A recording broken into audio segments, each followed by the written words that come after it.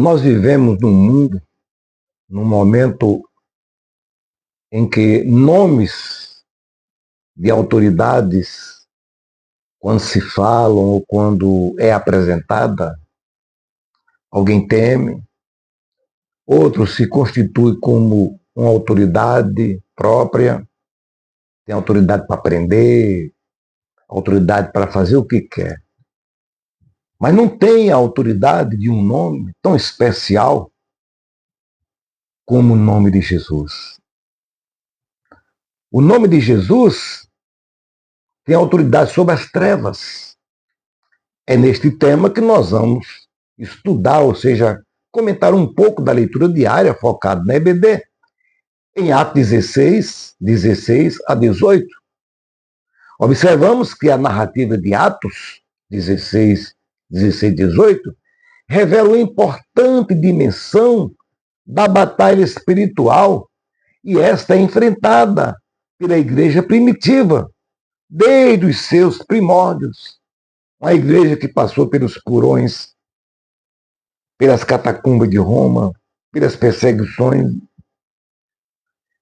e ainda hoje continua sendo alvo de perseguições por muitas e muitas pessoas que são induzidas por Satanás, mas nós temos certeza que as trevas, quando ela cresce, há um nome que podemos chamar. Vimos que, ao prosseguir sua missão em Filipos, Paulo e seus companheiros encontraram uma jovem possessa por um espírito de adivinhação. É muito comum hoje, em muitas igrejas pseudo-evangélicas, ter essas pessoas. Embora suas palavras fossem aparentemente favoráveis ao ministério apostólico, né? Ele está falando a verdade. A origem daquela manifestação não procedia de Deus. O texto demonstra que Satanás frequentemente procura promover o engano, não apenas por meio da oposição declarada, mas também através da mistura entre verdades e erro, buscando conferir credibilidade à mentira mediante discursos aparentemente poderosos. O apóstolo Paulo reiterou isso na sua segunda carta, no capítulo 11, versículo 13 e versículo 15. Haja visto quantas autoridades tem em nosso país que diz que falar mentira, muitas vezes, ela torna-se verdade. Só quem fala isso é aqueles que amam a mentira e amam o pai da mentira, que é Satanás.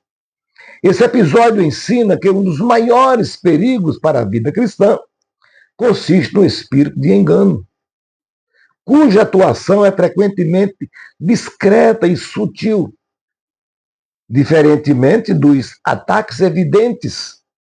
O engano infiltra-se de maneira imperceptível, corrompendo a sã doutrina, ou querendo corromper, né? Enfraquecendo o discernimento espiritual e conduzindo pessoas à normalização do pecado. Aquilo que era pecado não é mais. Estão profissionalizando. Por esta razão, o Novo Testamento exorta os crentes a provarem os espíritos para verificar se realmente procedem de Deus. O apóstolo João escreveu isso na sua primeira carta, no capítulo 4, versículo 1. Entretanto, meus irmãos, Deus não deixou sua igreja indefesa diante dessa realidade espiritual. Não. O Senhor concedeu aos seus servos recursos indispensáveis para o ministério, para que seja exercido no ministério com muita prudência, que deve estar firmado em 3 colunas. Apenas podemos mencionar. Primeira, a iluminação do Espírito Santo. Sem essa, toda a cultura, todos os livros que tem aqui, em outras cátedras, sem a iluminação do Espírito Santo, não passa de um jornal vencido. Então, a primeira coluna é a iluminação do Espírito Santo. A segunda coluna é o discernimento espiritual. É de Deus? É Deus? É o homem? É Satanás? E a terceira coluna, a autoridade que nos foi delegada no nome de Jesus Cristo. O discernimento capacita o cristão a avaliar não apenas o conteúdo das palavras, mas também sua origem espiritual, distinguindo aquilo que procede de Deus e daquilo que é fruto ou que procede da ação humana ou maligna. O escritor aos Hebreus escreveu em capítulo 5, versículo 14. Então, a jovem possessa proclamava: estes homens são servos do Deus Altíssimo e vos anuncia o caminho da salvação. Está no capítulo 16, versículo 7. À primeira vista, suas palavras eram verdadeiras. Contudo, Paulo, movido pelo discernimento espiritual concedido pelo Espírito Santo, percebeu que aquela declaração não era inspirada por Deus, mas por um espírito maligno. Esse detalhe revela que nem toda manifestação aparentemente correta possui origem divina. A autenticidade do ministério cristão não é determinada apenas pela aparência das palavras, mas pela fonte espiritual da qual procedem. Essa narrativa também adverte contra outro perigo recorrente: a busca pela validação humana. O discípulo de Cristo não deve fundamentar seu ministério na aprovação das pessoas. Como é que alguém está dizendo: eu sou bom, prego bem, toco bem, canto bem, ensino bem? Pois elogios e reconhecimento nem sempre são evidência da aprovação divina. Alguém pode até aprovar, e Deus.